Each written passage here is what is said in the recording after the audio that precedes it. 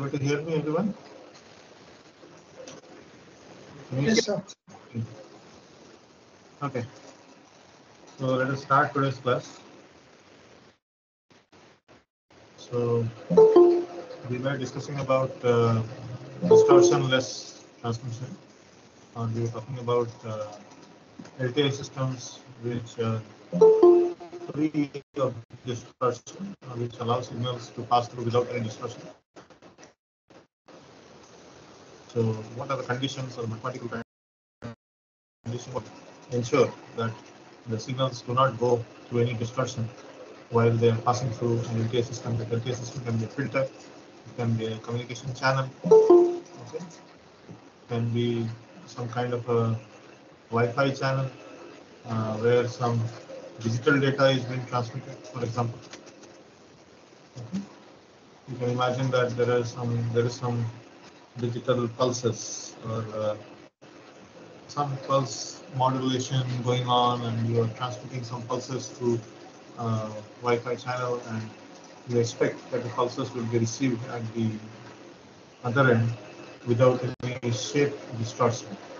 So you might have heard about inter-symbol interference. Have you all gone through the data communication course? Everyone? No, sir. So you might not have heard about this term, but there's something called inter-symbol interference. So you can imagine that there are two bits, 1 and 0, and there is a bit stream, which is 1011000, something like that. And each 1 and 0 is being encoded by a pulse. That pulse can be a rectangular pulse or a square pulse, and it is having some bit. So when it passes through a channel, then you expect the fidelity of that pulse to remain. That is, it should cause faithful transmission of data. That means the bit stream should not get interrupted. Whatever is 0 should not become 1. Whatever is 1 should not become 0. So if the pulses they start changing their bits, or they start merging with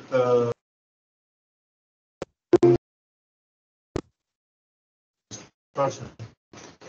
So distortion will only happen when uh, there is distortion in the channel or in the system, and we'll understand, like we have seen that in the last class, what were the two conditions for ensuring distortion-free transmission of signals through a channel or an LTI system or a filter, for that matter. So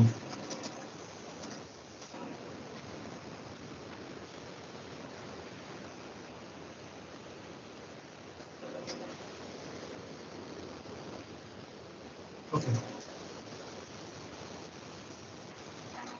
So let me go to this slide.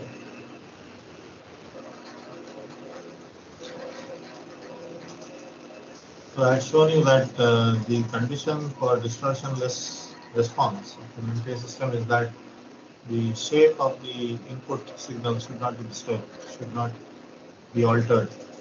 So if the signal is just delayed and scaled in magnitude, that is ideal. So the output signal is just a scale or a magnitude of the input signal and the delayed version. Okay, we can tolerate both a scaling as well as a delay. And so you see here, if you take the Fourier transform of both sides of the equation, you get something like this. So here you have a complex number. This is again some exponential here, again a complex sinusoid, and there is a scaling term here, G.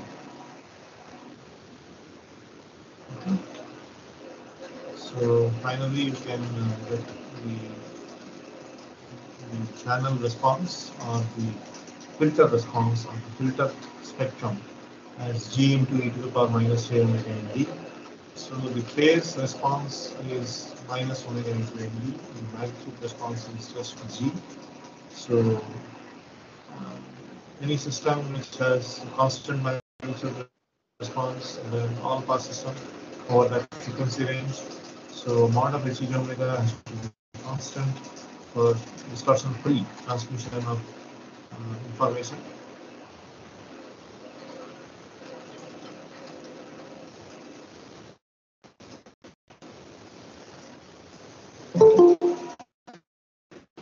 And the phase has to vary linearly, and it should be having a slope of minus ND. So phi of omega versus omega is a graph with a straight line passing through the origin, and the slope of the straight line is tan 135 degree. It is minus ND, and the magnitude response is a constant, that is a DC signal, parallel to the x-axis omega. So the system introduces magnitude distortion if this condition is violated. That means the channel is not allowing all the frequencies to pass through with the same magnification. So it is causing variable magnification of different frequencies. That causes magnitude distortion. So systems without magnitude distortion, that is systems that satisfy this particular equation, that is they are called all-pass systems. So all-pass systems have a flat magnitude response, and their characteristics are completely determined by the phase response. So phase response is not a linear function of frequency. Suppose it is like this, then you get what is called phase or delay distortion. So if you have phase or delay distortion, there is something called inter-symbol interference which happens. So for digital data which is being sent over communication channels, phase or delay distortion is dangerous. We'll also see today that phase or delay distortion is also bad for image transmission. If you have a video codec or you are doing video coding and decoding, then you cannot have phase distortion or delay distortion over the channel or over the entire system. So how to understand this? Let us see.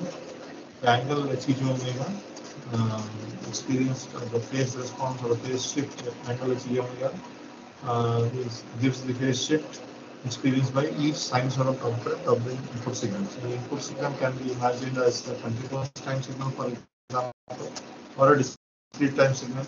Then you can take its Fourier series, or either a continuous time Fourier series or a discrete time Fourier series. So you will get Fourier series coefficients for different frequencies. So then each frequency will be going through the LTI system and will get transformed. The cosine will get transformed by this equation.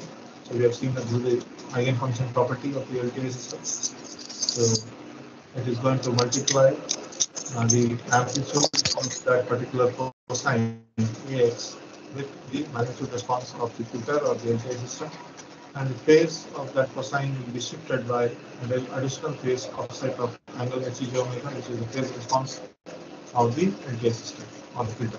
So the output signal will come out like this. So we can do some interesting analysis. If I take out omega here and put another bracket, so we will have cos of omega into these terms inside the bracket. So we have n plus phi x by omega and plus angle HEG omega divided by omega. So angle HEG omega is generally in radians. So if you divide radians by radians per sample, omega has units of radians per second. If omega is in continuous time domain, if it is in the discrete time domain, then it is radians per sample. So you are dividing radians by radians per sample. So what you get is actually phase shift in samples. Are you able to understand what I am saying?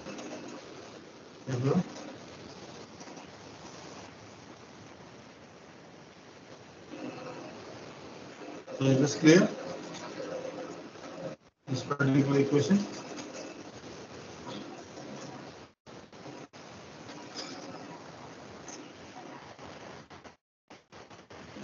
So in the last class we had discussed up to this. So we see that the quantity angle HEG omega by omega shows the time shift in terms of sampling intervals or samples experienced by each sinusoidal component of the input signal. This is just one component with frequency omega and amplitude AX. So you can have multiple frequencies and each one of them will have its own phase offset. So we said that the phase response of a distortion-free LTI system or distortion-free channel should be linear. So what do we mean by that? So that we will take a look. So quantity angle HEG omega by omega shows the time shift in terms of samples or sampling intervals. So we generally define phase delay as this quantity minus of angle HEG omega by omega. It's the definition. So for distortionless transmission, it is not only enough that the system amplifies or attenuates all frequency components equally, that is, there is no magnitude distortion, but all these frequency components must also undergo an identical time delay, okay, in order to add up correctly. So if you see this for a particular frequency, omega, say 50 hertz, this divided by 50 the omega 2 pi into 50 hertz, that in terms of radians per sample gives you number of samples. So if you calculate the phase per in the frequency domain and then you divide by the angular speed, then you will be getting the number of samples offset. So all these frequency components must undergo an identical time delay. Okay. So the tau PD, the phase delay, has to be constant for all frequencies. That is why this division by omega. So if you multiply omega with ND, suppose tau PD is equal to ND. If you multiply omega with ND, then you get angle HEG omega equal to minus omega ND, which is this condition.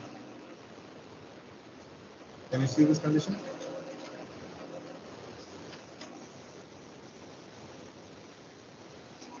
Are you able to correlate whatever I said? Everyone?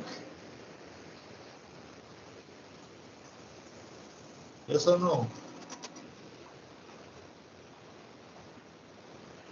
I think you have just turned on your PC and you're disappeared. Is it not? I don't think anyone is sitting before the computer. Yeah.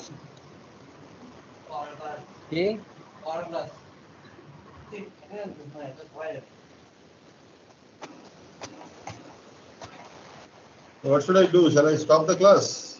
What do you feel? You can read on your own? No, sir. I'm not getting any response. So I'm getting the idea that you people are just turning on the computer and not listening. If you do like that, then Sir, could you show that statement which you underlined?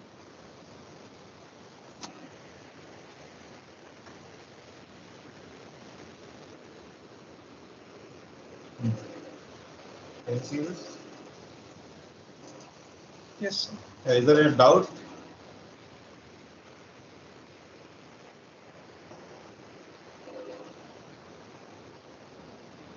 No, sir. It's fine.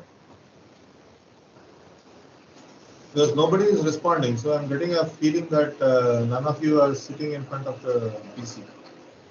You just get in the meeting and then you just disappear. That is the feeling I'm getting. None of you are responding. If this goes on continuously, I'll stop taking the class. I'll allow you to read on your own. Why should I take so much pain to come and teach you all this? There's no point actually. You're not interested. Right?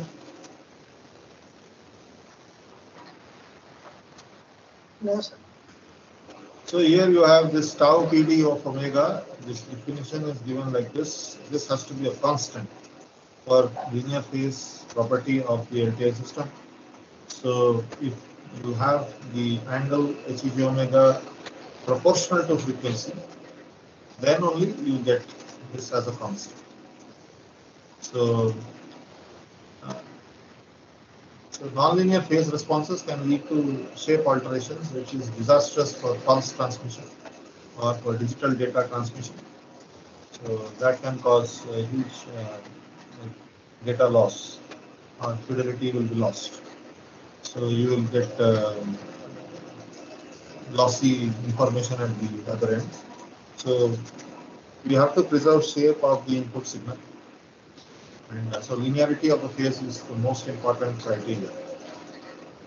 So we have another terminology for the phase response, or involving the phase response, which is called group delay. So here we are talking about phase delay. So this is phase delay, minus of angle HEG omega by omega. You can make a note of two terms here. One is, there are actually three terms. One is phase distortion, another is phase delay, another one is group delay. So phase or delay distortion is when this condition is violated. Then in that condition, under that situation, you get what is called phase distortion or delay distortion. Then there is what is called phase delay, which is this term. This term comes from here. Okay. So this equation comes from the eigenfunction property. From here you can manipulate and get this term. This term has to be a constant. So this can only be a constant if the phase response is linearly varying with respect to omega.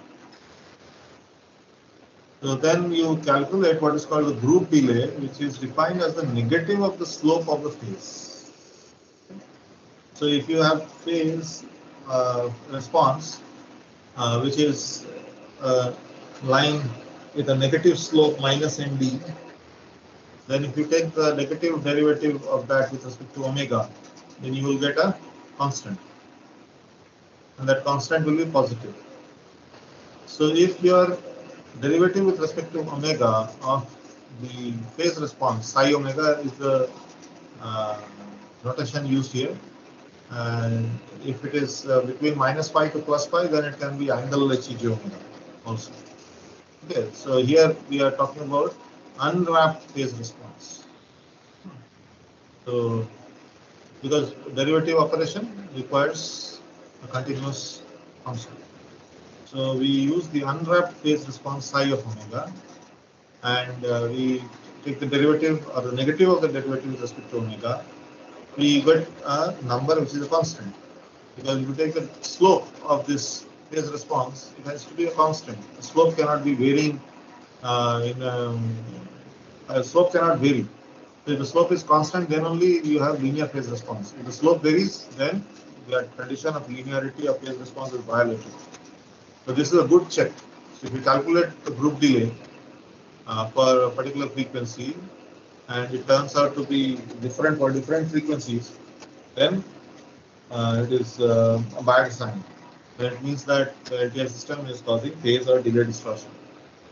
So group delay is another term. Why is it called group delay? We will just see very shortly. Because we have something called phase delay here. Why do we have an additional term called group delay? So we derive with respect to the continuous function psi omega, which is the unwrapped phase response. And you can find out psi of omega from the group delay by using this expression. Psi of 0 is 0 because psi of omega has odd symmetry for real systems.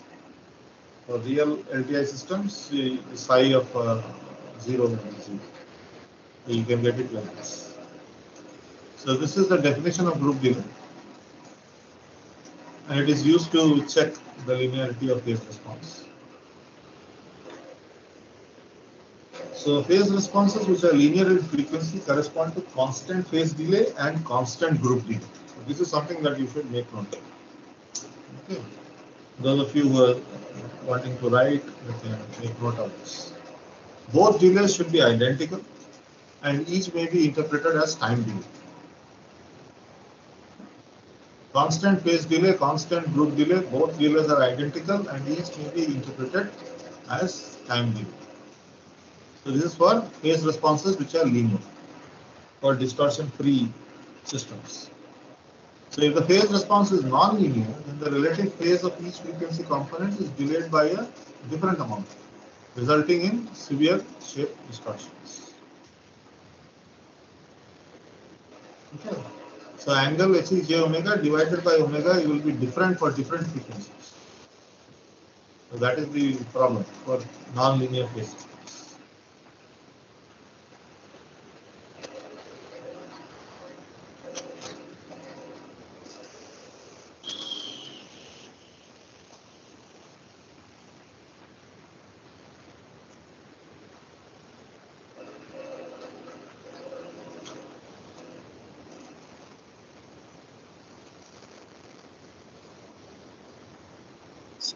Sir? Yes. Sir, according to phase delay for a distortionless condition, the phase delay should be minus omega into ND. Yeah, if you divide here, that is the angle divided by omega minus ND, right? Yeah. Yes, sir. So, but the below one also theta naught minus omega ND is also a linear function, right? Which one? Which one? This one. So the equation 5.61. Yes, sir. So this is the generalized linear phase response. So you can have an additional theta naught here. So, but the phase delay is not constant for 5.6. Yeah, I mean that is correct. This is the general linear phase response. So does that mean it is a distorted signal? Here. If theta naught is 0, then you get here this particular condition.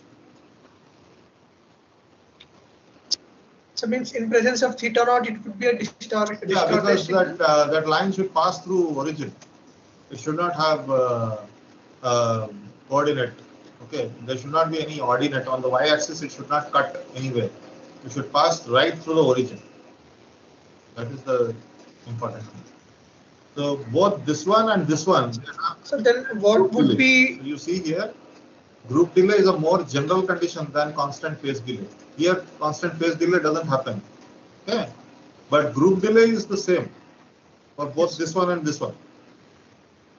Okay, if you take out this guy. So then what would be the significance of a constant? So constant group delay is a more general condition, more relaxed condition than the constant phase delay.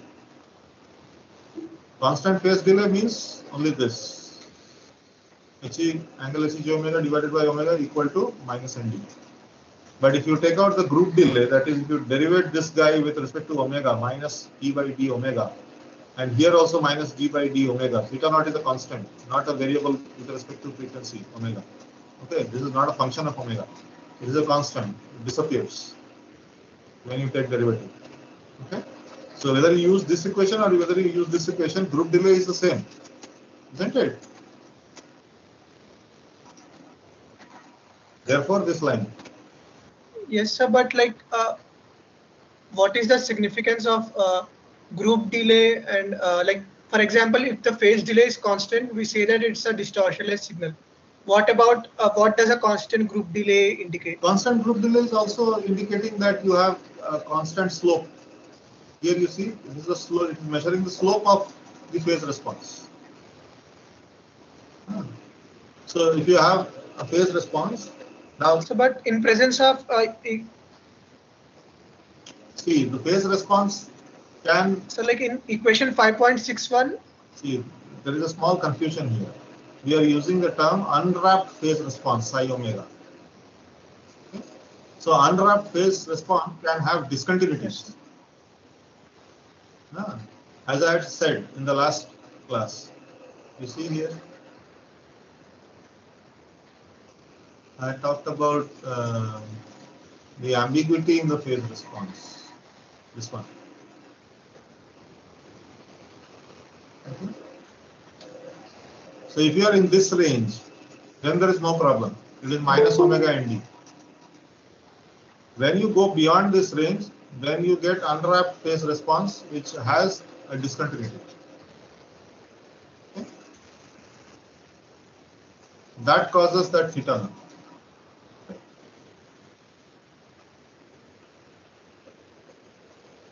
Okay. This one. Yes, sir. Okay.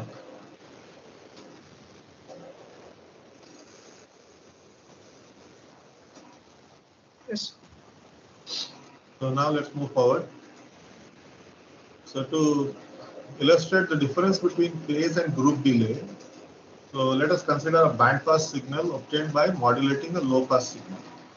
So suppose you generate a modulated signal that is a band pass signal because it is located somewhere on the frequency axis at the center of omega c, which is a carrier frequency. So S of n is a low pass signal, that means it is centered around 0, that is a baseband signal. It is a low pass signal with maximum frequency omega n, which is much less than the carrier frequency omega c.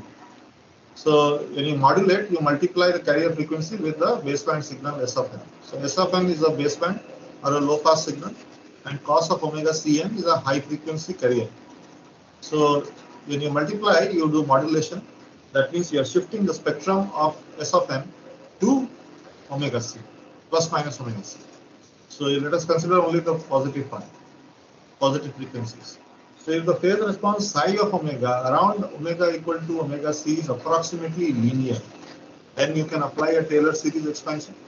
Psi of omega may not be linear over the entire frequency band or bandwidth, but around, suppose omega equal to omega c, in the neighborhood of omega c, suppose it is approximately linear, then you can use the Taylor series expansion.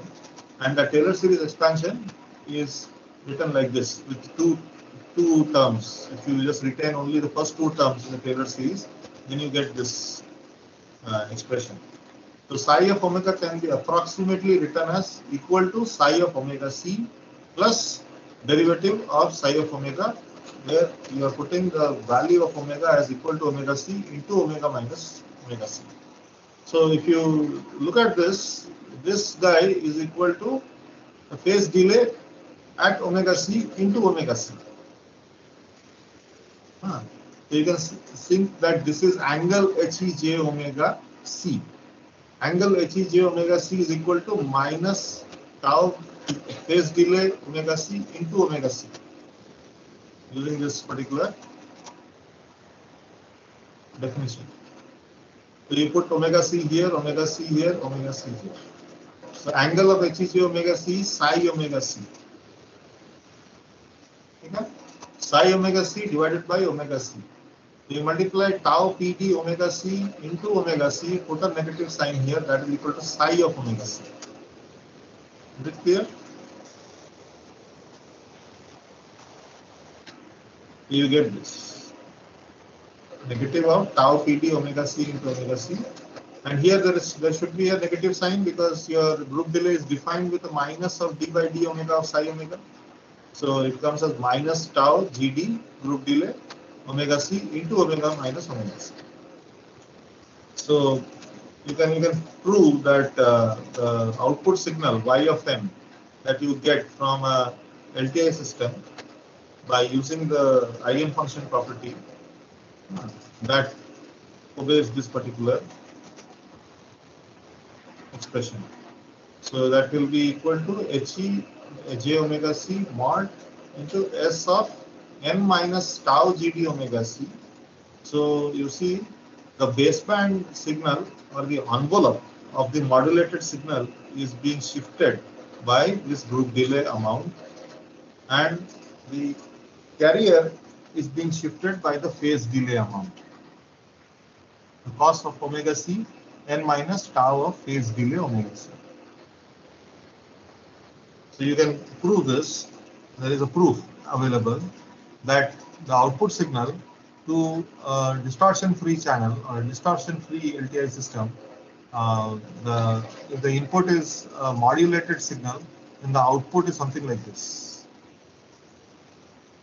So the group delay comes in the envelope because the modulated signal envelope contains the baseband information, isn't it?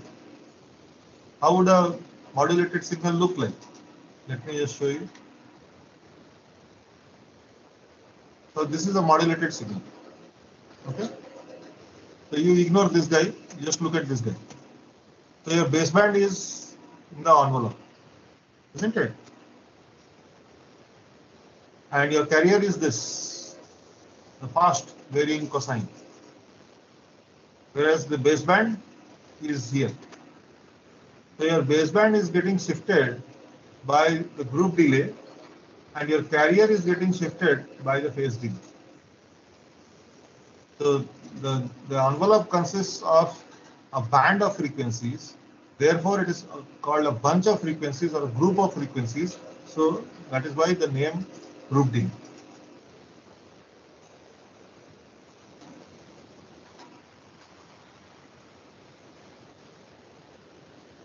Okay.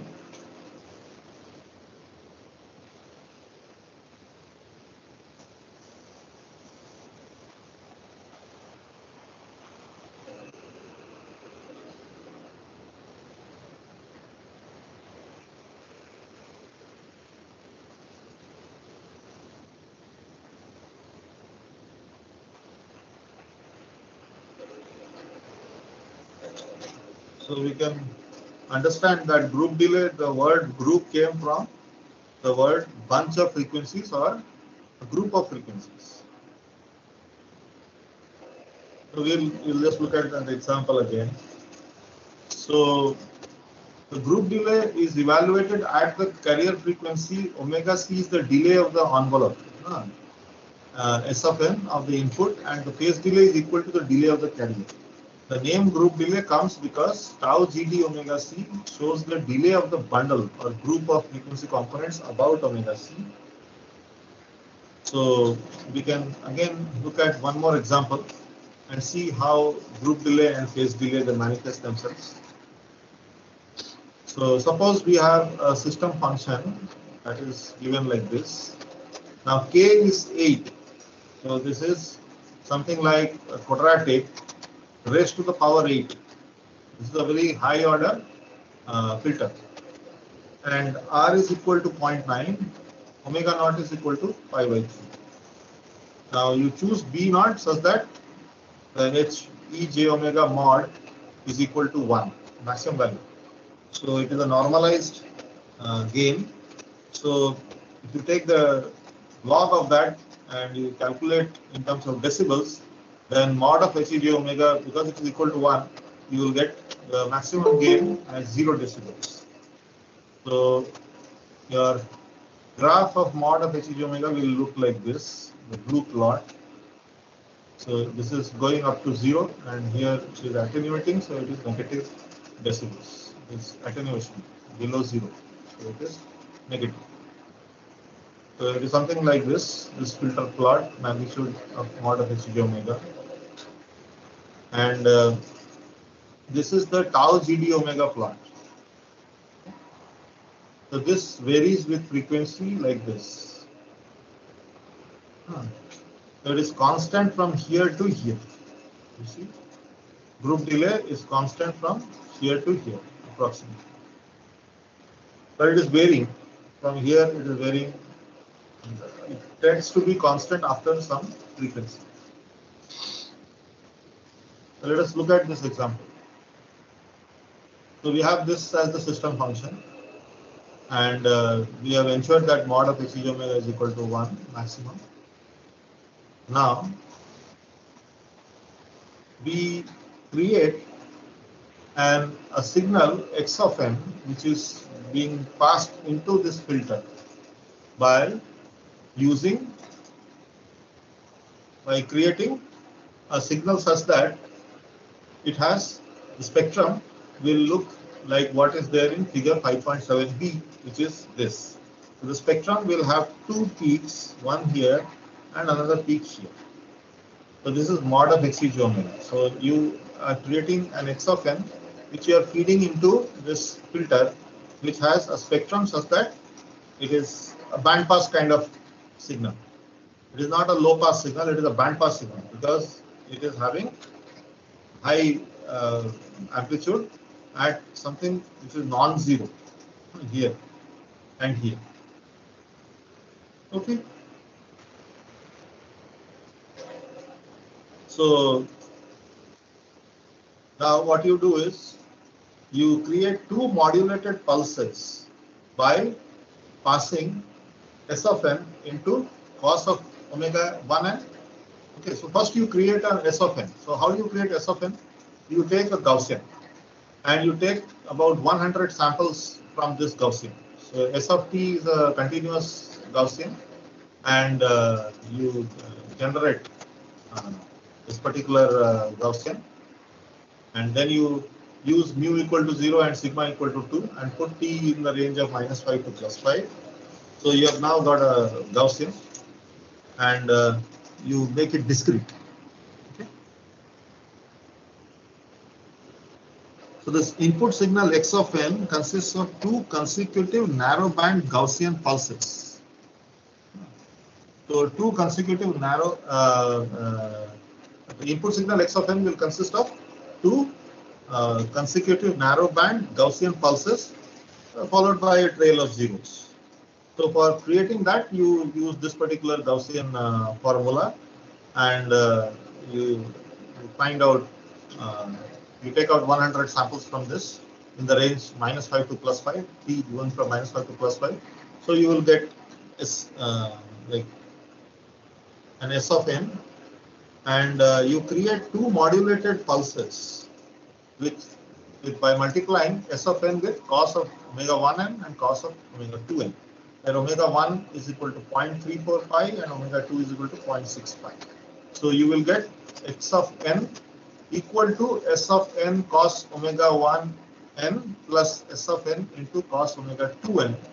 So the spectrum of x of n is shown here. It looks like two Gaussian pulses. The Gaussian in the frequency domain is the same as the Gaussian in the time domain. So you have created S of n here by using a Gaussian. If you take it in the frequency domain, it is again a Gaussian. So two modulated pulses by S of n is a Gaussian. Okay. So you multiply this Gaussian with cos of omega 1n and cos of omega 2n, then you will get two Gaussians centered at these two frequencies. So that is the spectrum. Then the filter input and output signals are shown here. So the first one, S of n into cos of omega 1n, will produce this modulated signal. Then S of n into cos of omega 2n will produce this modulated signal. Now, if you look at the filter is attenuating very sharply from here. You look at this 0.45, this is centered at 0.345, this is centered at 0.65. So here the filter is attenuating this fellow. This fellow will disappear in the output. So in the input you have, so the filter input and output signals are shown in figure 5.8. So input is this guy. X of n is equal to S of n into cos of omega 1n plus S of n into cos of omega 2n, which is X of n here. So these are modulated signals. Now when you pass this input signal X of n into the filter is attenuating this guy out. It is only preserving this guy. But it is not only preserving this guy, it is causing distortion for this guy. What distortion? Let us see. The first pulse, which is centered at the passband of the filter, passes through with a group or envelope delay of about 50 samples. So the envelope of this guy is getting shifted by 50 samples. So you see here, the envelope starts from around 50 samples. Can you see my cursor? Yes, sir. The peak is shifted to 100 approximately. So there is a shift of around 50 samples, group delay.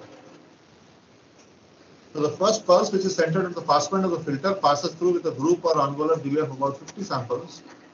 But this is group delay that has happened. And there is attenuation or smearing of the envelope due to the magnitude distortion of the filter. So the filter is not a constant gain filter. It is something like this. It is a low pass kind of filter. It is decreasing very sharply from omega equal to something like 0.345 or something like that. So that causes magnitude distortion. So the pulse centered at omega 2 is attenuated by more than 100 dB and does not appear in the output. So this guy will simply not appear in the output. So this fellow will not appear in the output. This gets attenuated. This guy will also get attenuated and it appears spread out. It gets smeared out. It is not compact as in the previous signal. Okay.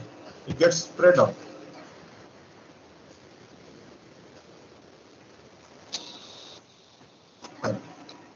So this is just an example that what is group delay. So group delay disturbs the envelope of the modulated signal. That is something to think about. Phase delay is something that disturbs the carrier. You see this expression? Group delay is coming in the baseband. That is the envelope of the modulated signal. Whereas the phase delay is appearing in the carrier. So this is difference between phase and group delay.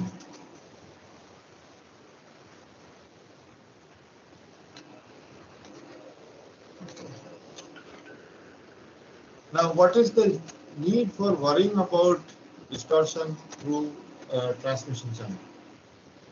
So our human ear is insensitive to small or moderate delay distortion. So phase distortion doesn't matter for what kind of signals?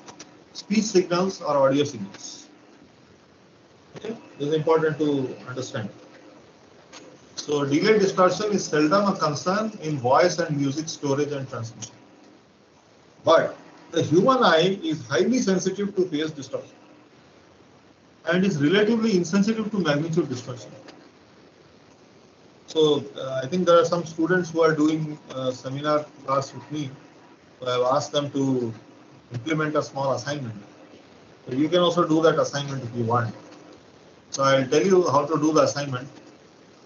You can take two images, very different images. Take one as your own picture or somebody's face, and another picture as maybe a coconut tree or a banana fruit or maybe a clock or some urban landscape, okay, a city, some buildings, something like that.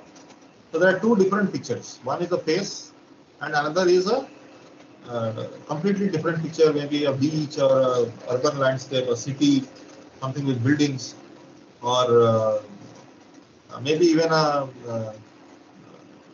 like you can take a picture of your own room, okay, with some tables and chairs. So then what you do is you take the Fourier transform of each of these images. So you know how to take the Fourier transform of an image? For a signal, how to take Fourier transform in MATLAB? You will use this function, the fast Fourier transform. I have not taught the fast Fourier transform, but in MATLAB you can use this FFT. So for an image, you have to use this particular function. Can you all see this chat box? I'm typing some messages there. Yes, sir. So for the image, you have to use this function FFT2. So this FFT2 will generate two variables. That means it will generate the magnitude part and the angle part, the phase part. So for each image, you will have its corresponding magnitude and angle. Okay. So you can label the first image as image A and image B as the second image. So you have two images, image A and image B. For each image, you will use the FFT2 function to calculate the Fourier transform of each image. Okay. So the Fourier transform is a complex number. So it will represent, FFT function will represent the Fourier transform of an image as two variables. One is the magnitude, other one is the argument or the phase. So you store them in two different variables, say A1, A2 and B1, B2. Now what you do, you take the magnitude of the first image and the phase of the second image. That means you have taken A1, that is the magnitude of the first image, A1 variable, and you have taken the phase of the second variable, of the second image, that is B2. You have used A1 and B2. A1, A2 is magnitude and phase of image A. B1 and B2 is magnitude and phase of image B. So you have used magnitude of image A and phase of image B, and you feed these two variables to the inverse Fourier transform. To do inverse Fourier transform, you have to use this IFFT2. So the inverse Fourier transform will combine the variables into a single variable, which is the image. It will give you back the image. Okay. So you use A1 and B2 to calculate the inverse Fourier transform. Then similarly, you take the magnitude of image B, that is B1, and the phase of image A, that is A2. That is, you use B1 and A2 and again feed to IFFT2. So you are interchanging the magnitude and the phase of both images. So you are using magnitude of one image and the phase of the other image, and you are feeding to the inverse Fourier transform, and you see what happens. Okay, you do this assignment and check. So if you use phase of some other image, you should observe that particular image. Okay, if you use if you don't use the magnitude also of the first image, you can use some random numbers. So if you use some random numbers instead of magnitude of the first image and phase of the second image, you will see still the second image in the output. Are you able to understand what I'm saying? Everyone? Yes. Yes, sir. Yes, sir. I don't know how many of you are listening, but like those who are listening, I'm just saying that interchange the magnitude and phase of each image and try to reconstruct back using Fourier transform, inverse Fourier transform, and see what happens.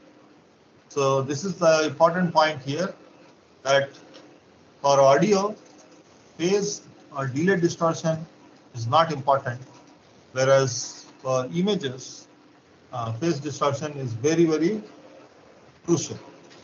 So when you pass images over channels, that means you are sending images over transmission channels or communication channels. You are doing image communication. That means you are coding and decoding images. You have to make sure that there is no phase distortion in the channel. Similarly, delay distortion is an important thing, a critical thing for pulse transmission. So I said that you are sending a bit stream, 1011, something like that. And when you have delay distortion, one signal is getting smeared on the other signal. You see here, this particular signal is not faithfully a replica of this signal, isn't it? This is the output from the filter. Because of the nature of that filter, the filter doesn't have a constant group delay. You see, the group delay is also like this. It is varying. Isn't it? It is not constant. If the group delay was constant, then you will get a constant delay, but that is not happening. It is changing. So, Sir, yeah. if the function is discontinuous, then the group delay will be changed. I mean, after the discontinuity. Discontinuous. Here you see the group delay is changing. Huh? It is not constant. Okay. So what I'm trying to tell you is that group delay should be constant for or phase delay should be constant. You see from the formula for group delay here. If you take the derivative of this guy with respect to omega and take the negative, you will get a constant, na, ND. It's not. So constant phase delay and constant group delay, though both are essential for linearity of phase. So if that doesn't happen, then the signal gets disturbed or signal gets changed in shape. The shape of this signal is not the same as this signal. Okay? If it was a constant group delay, then this guy will appear here and the shape will remain constant. It will remain identical. Is it not? This shape is different from this shape, isn't it? Yes. So that is what is happening. So if your pulses were like digital pulses, ones and zeros, then you will get smearing of the pulses, and the fidelity of the information will get lost. I have to take this call.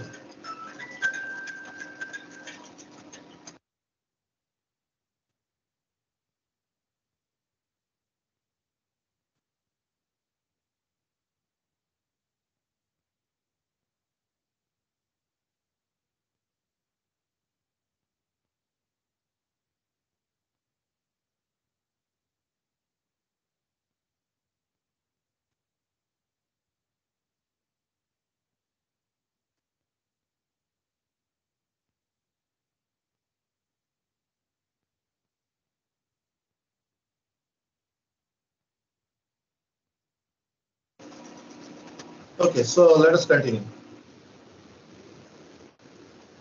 So where are we? So ideal and practical filters. So we have seen that an ideal LTI system which doesn't cause any distortion has constant phase delay, constant group delay.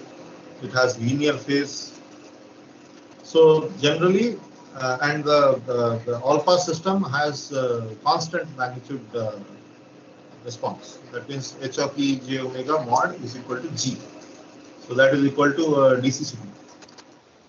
But those are not interesting systems. All-pass system is not an interesting system.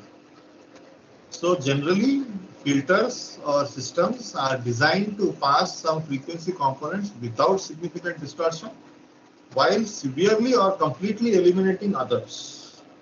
So that means they are frequency selective filters. So you might have heard about low pass filter, high pass filter, band pass filter, band stop filter, or band reject filter. So we are going to talk about those kinds of filters now. So by definition, an ideal frequency selective filter will satisfy the requirement of distortionless response over one or more frequency bands and a zero response at the remaining frequencies. This is important. So the magnitude distortion will be severe over some frequencies, and it will not happen over some frequencies. There will be no magnitude distortion for some bandwidth, and for some range of frequency, magnitude distortion will be severe. And the another thing is that over that bandwidth where there is no magnitude distortion or where there is no distortion, you will have linear phase. And over the bandwidth where there is no output of the filter, then there is no question of having a phase. Okay, so that is ruled out. So for an ideal bandpass filter, we write the complex response, the frequency response, h of e to the power j omega, as equal to e to the power minus j omega nd over the range omega L to omega u, lower and upper. Okay. This is L and this is u. The mod of omega is going from some omega L to omega u. This is mod because negative frequencies also come. So ND is greater than or equal to 0. This you must be very careful about. Otherwise, you are going to talk about a non-causal system. It is always a delayed version of the input signal. E power minus j omega ND will ensure that the output is a delayed version of the input, not an advanced version in time. Otherwise, you will have a non-causal system.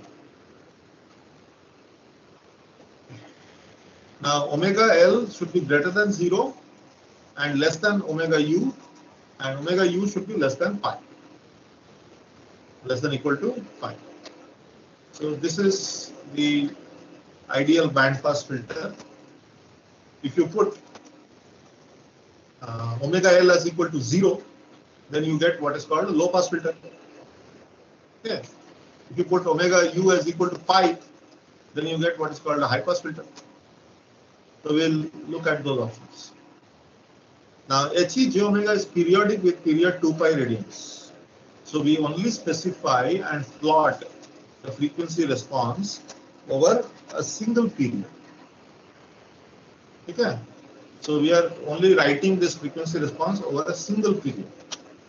So those of you who are getting confused with respect to the phase response, remember that there is something called principal phase and something called unwrapped phase. I had said last time about the analogy of a cylinder with paper wrapped on it.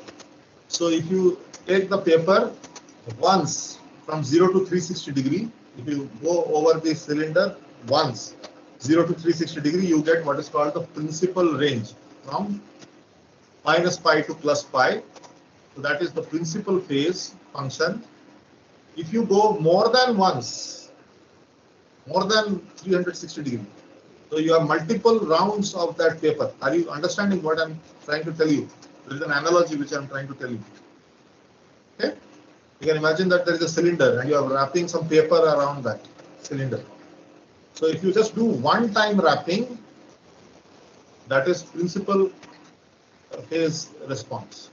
If you have multiple times wrapping of that paper and you have repetitions of that phase response, where at the end of one piece of paper you have a discontinuity, and that discontinuity is 2n pi.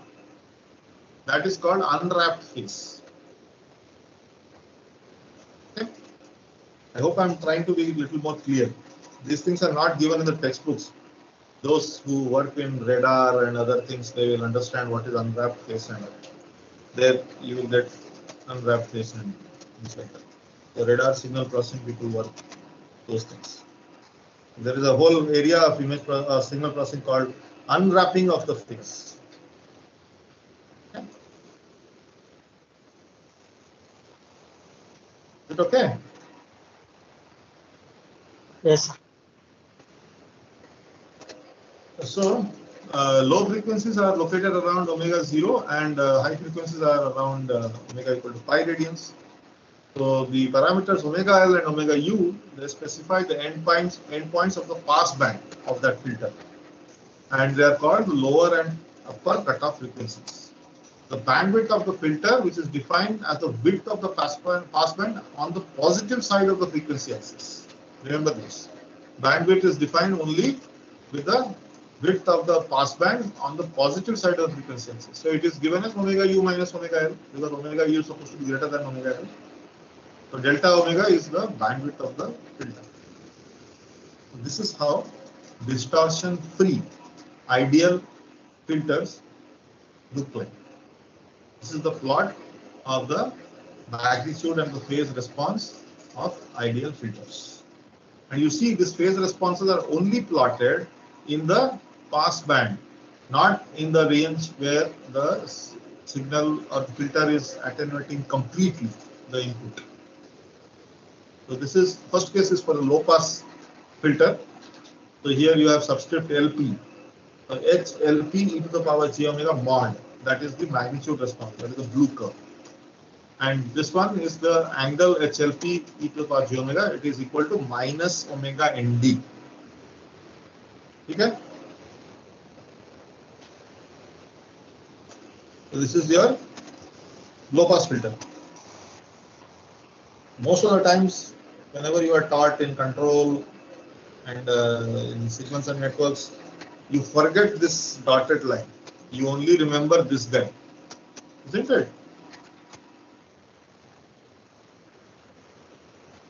So here omega L is equal to 0 and omega U is equal to omega C.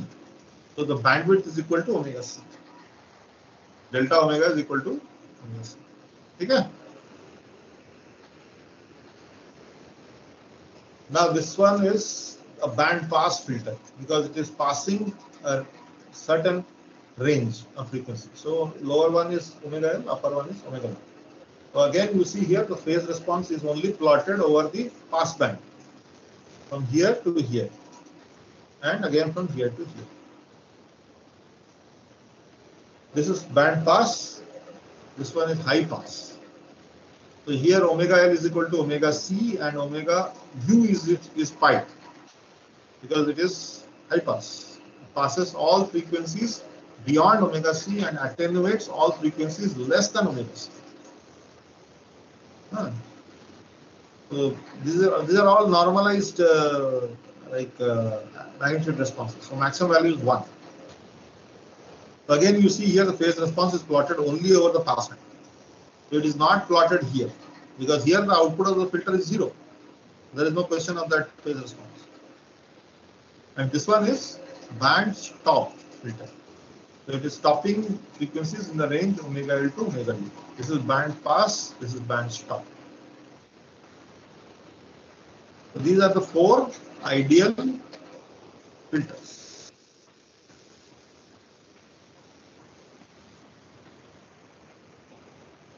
Is this clear, everyone? Yes, sir.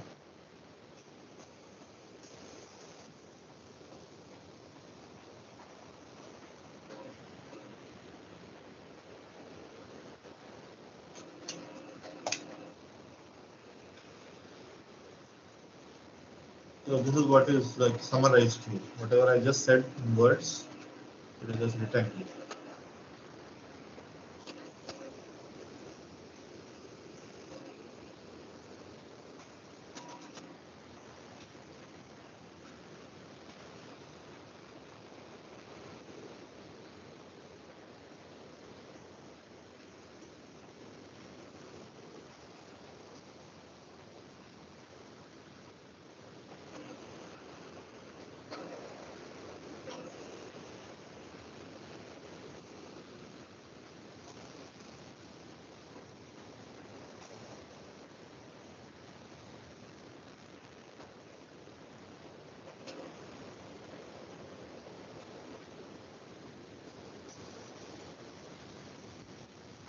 Okay, fine.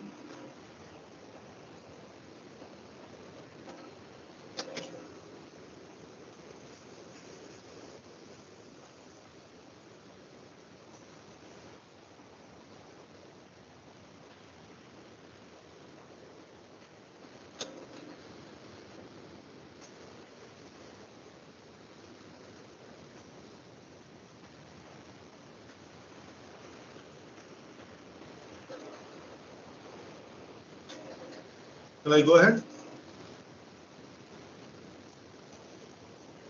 Yes, sir. Now these are some very important comments about ideal low pass filters. So I am hoping that all of you will make a note of these points. Okay. So just to make sure that you understand the final technicalities of filters, that's why I have brought these points. So we have a very steep transition from passband to stopband in ideal filters. So these ideal filters, they are also called brick wall filters. Okay. Shall I type it out? For those guys who are not familiar with this word.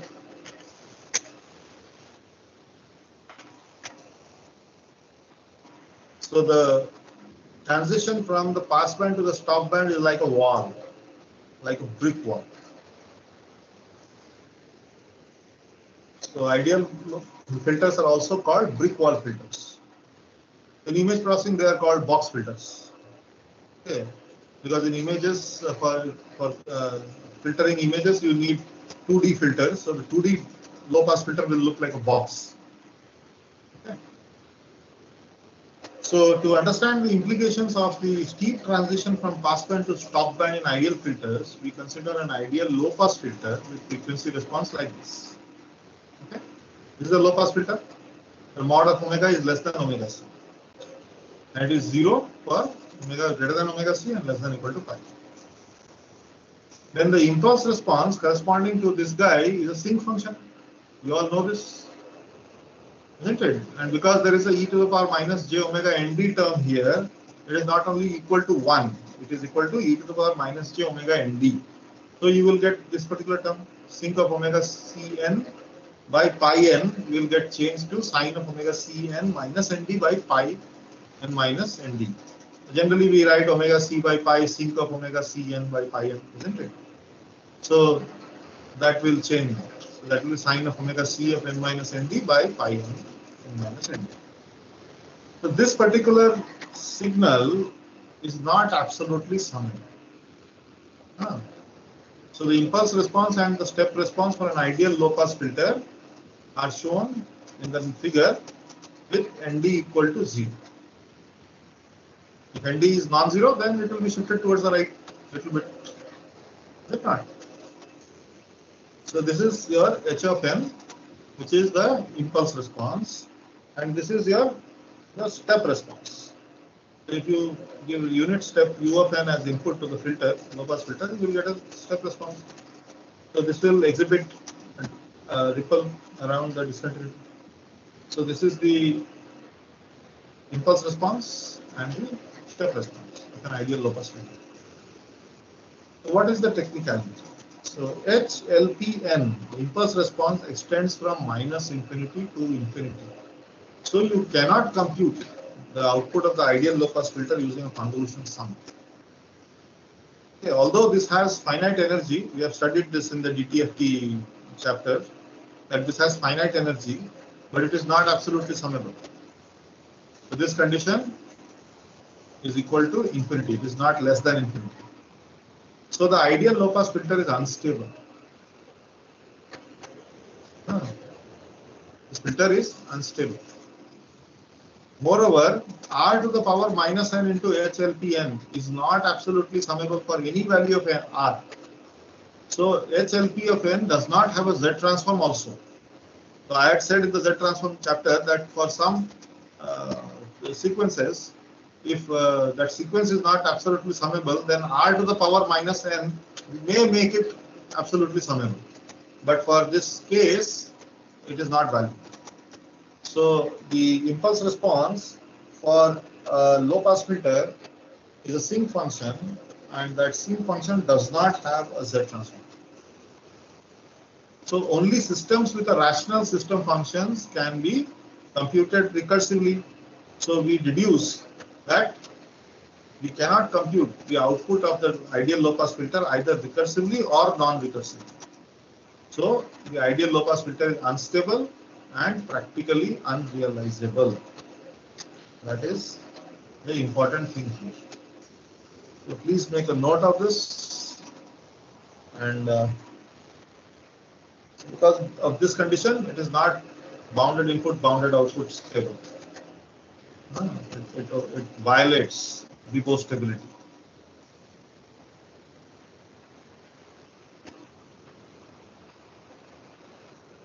So those who are sincerely attending this course, please make notes. Make sure that you understand these things. The simplest filter, the low pass filter, is an unstable filter, not physically realizable.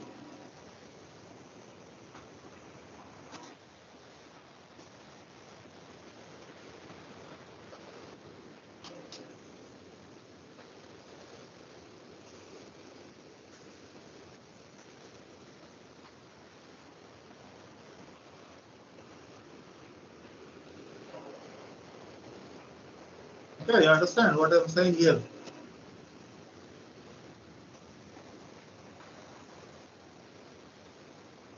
Yes, sir. Yes. The DTFT exists because it has finite energy. So in DTFT, that will exist. It has a DTFT. Sinc function has a DTFT.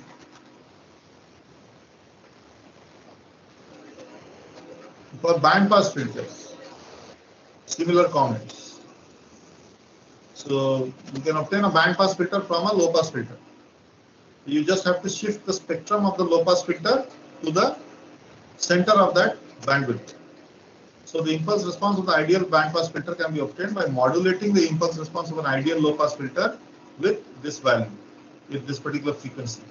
This omega c will be the center frequency of the bandwidth. So omega u minus omega n divided by 2. That is delta omega by 2. So using a carrier of this particular frequency.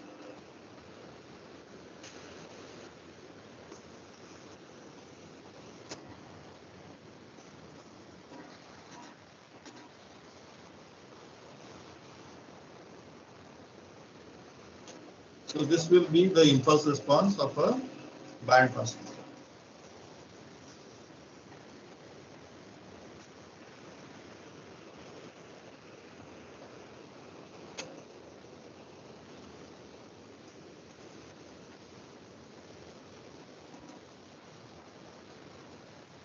And the impulse response of the ideal high pass and band stop filters are given by this. If you take the frequency transform, the Fourier transform, then you get this as 1 minus h of Lp e to the power j omega. This high pass filter response is given as 1 minus h of Lp e to the power j omega. And for the band stop case, it is given as 1 minus h of Bp band pass e to the power j. So all ideal filters are unstable and unrealizable because they can be obtained from the low pass filter. So they are all unstable and unrealizable because the low pass filter itself is unstable and unrealizable.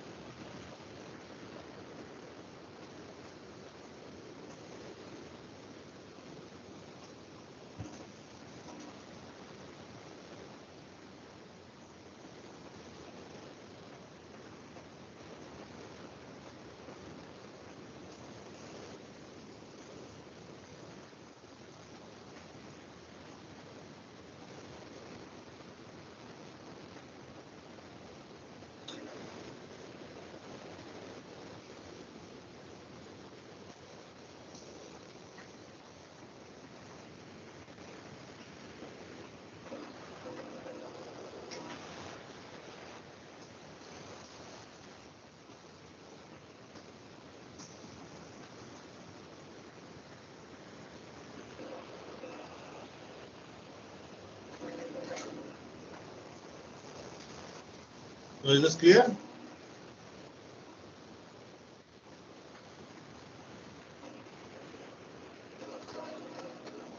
Yes, sir.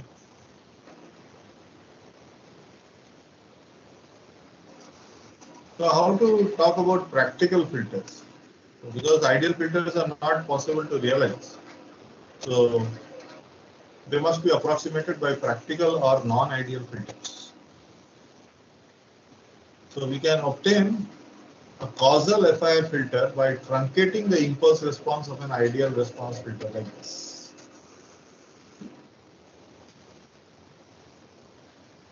So if you just truncate from 0 to m and beyond that make everything 0, then you obtain an FIR filter and a causal FIR filter because h of n is 0 for n less than 0. By truncating the impulse response of an ideal low pass filter, that will cause some distortions. So in the frequency response, you will see some distortions. But you can create something like a low pass filter. You can realize a stable low pass filter, which is causal, by truncating the ideal low pass filter response.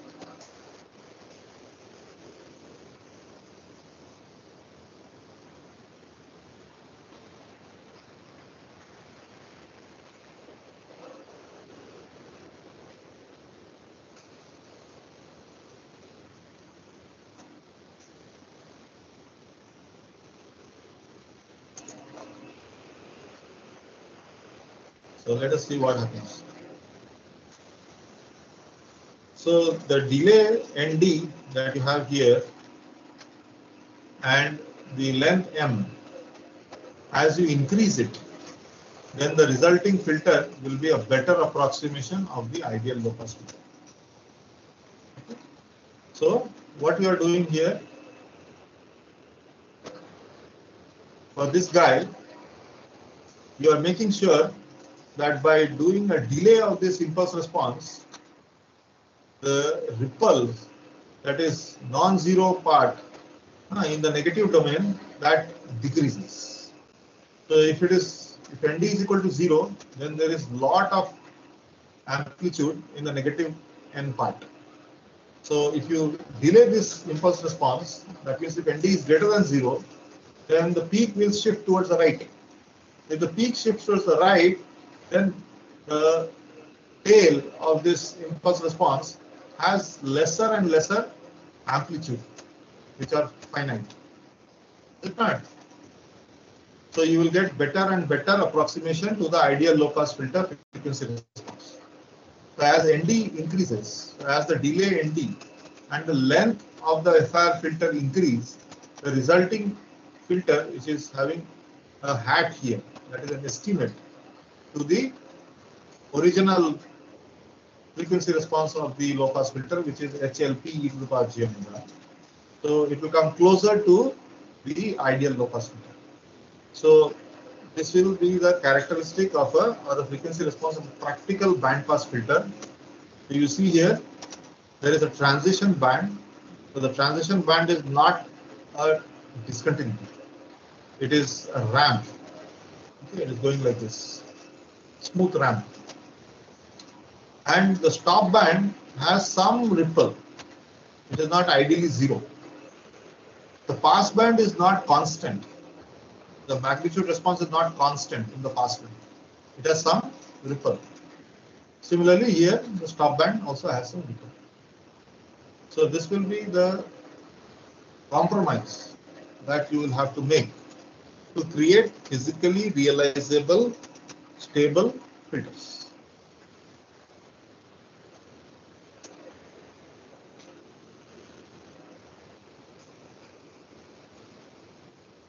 Okay.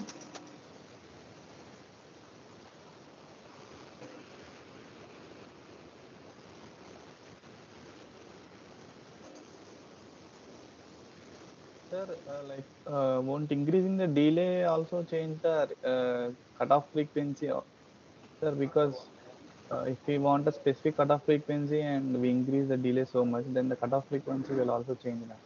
No, cutoff frequency doesn't depend on delay. Okay. Delay is in the time domain. Okay.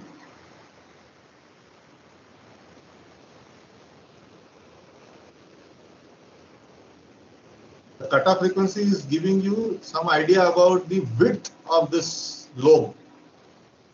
It is not giving you an idea about where the center is placed. Okay. Yes, sir. If you have a thinner low pass filter, then you have a larger width sink. Okay, time bandwidth are inversely proportional. No?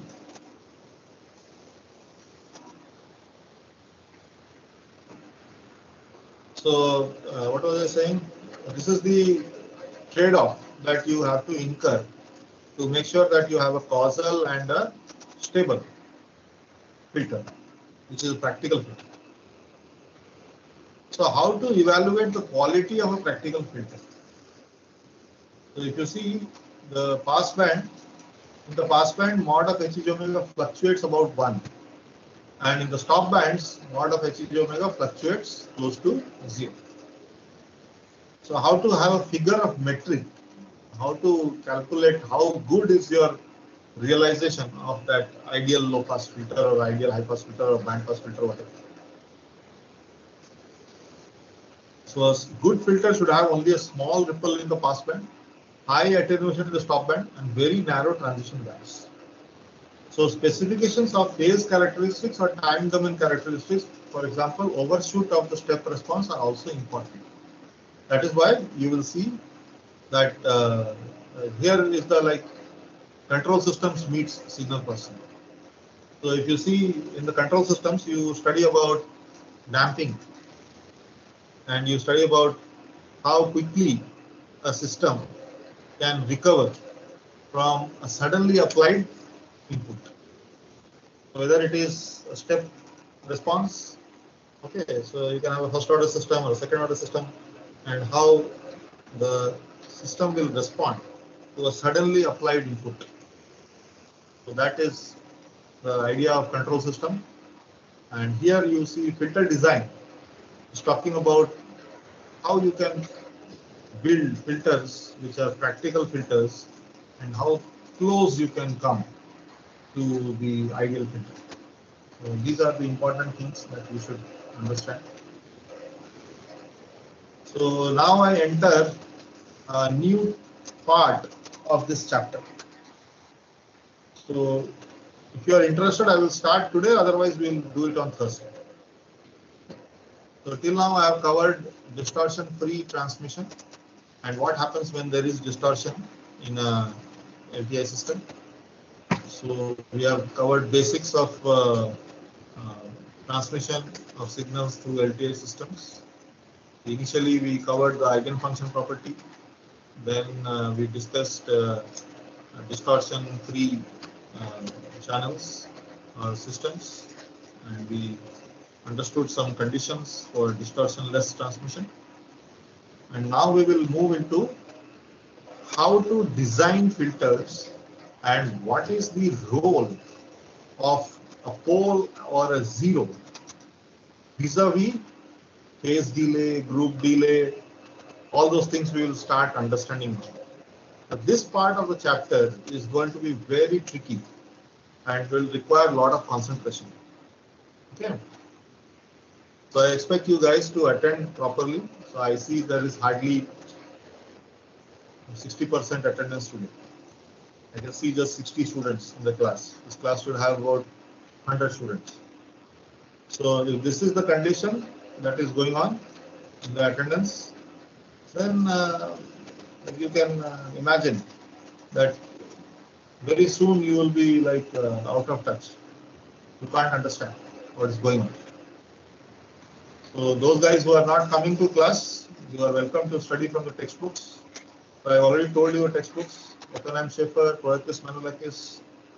So you can refer to them, you can read. Or you can come to class. That is the shortcut. So I would suggest that take the shortcut, come to class, go through the class and then go and read the textbook. That will make more sense. So whatever is up to you, what you want to do. I don't want to force attendance on you. You are all mature people. Maybe you are in the final year and you are all postgraduate students. So I don't force attendance on you.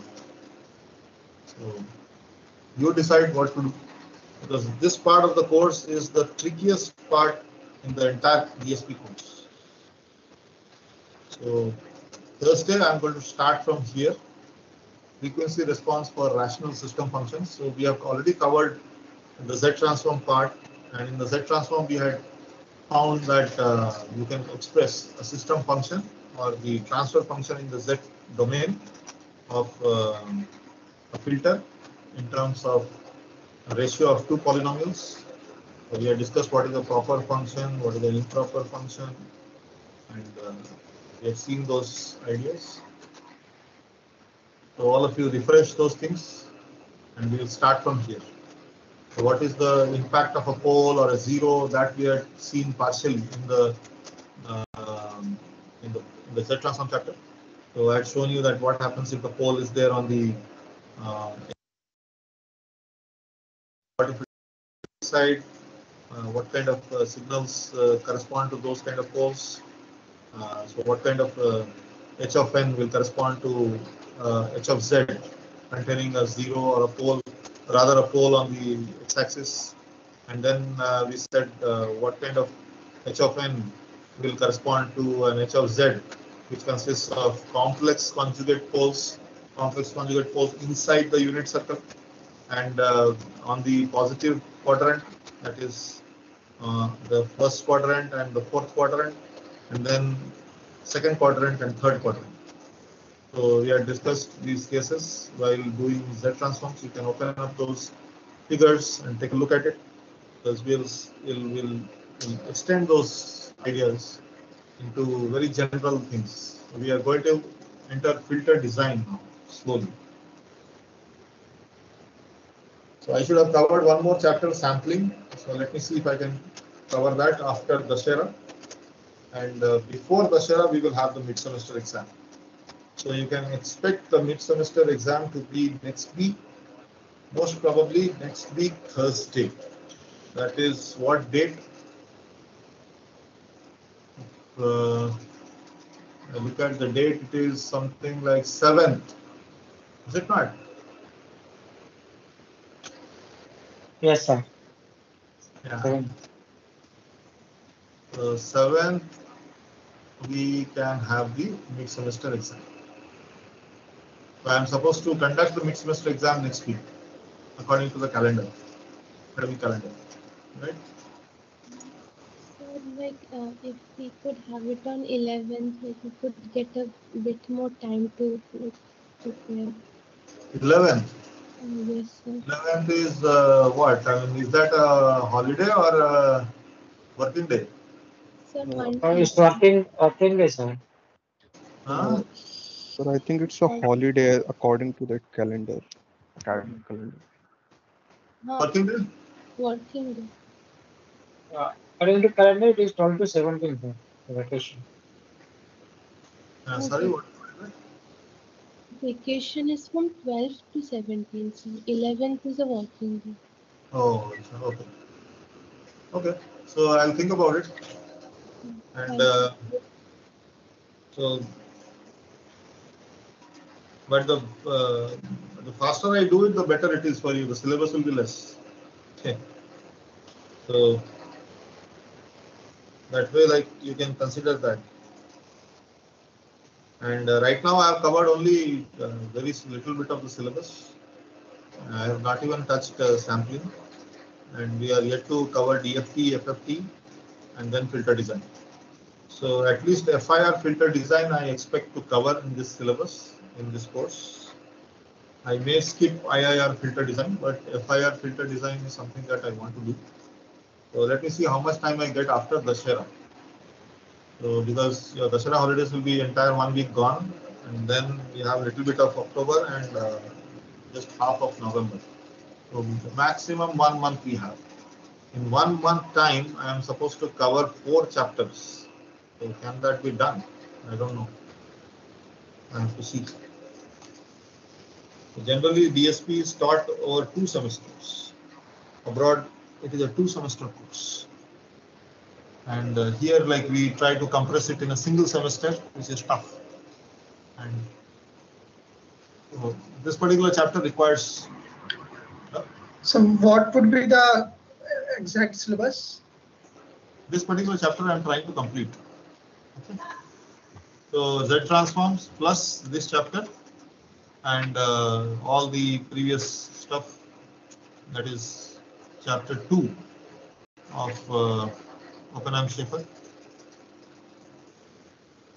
continuous time systems, discrete time systems, DTFT, Z transforms plus this chapter. That would be the syllabus. Let me see how much can I complete of this chapter, because this chapter now really becomes tricky and tedious. So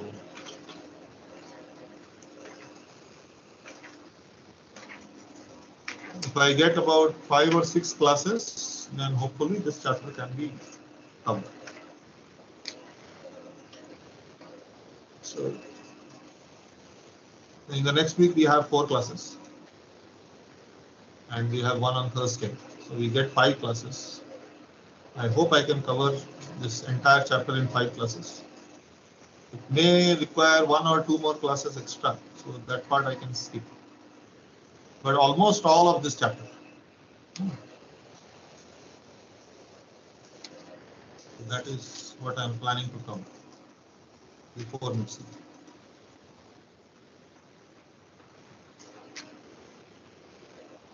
Okay then, so I'll stop today.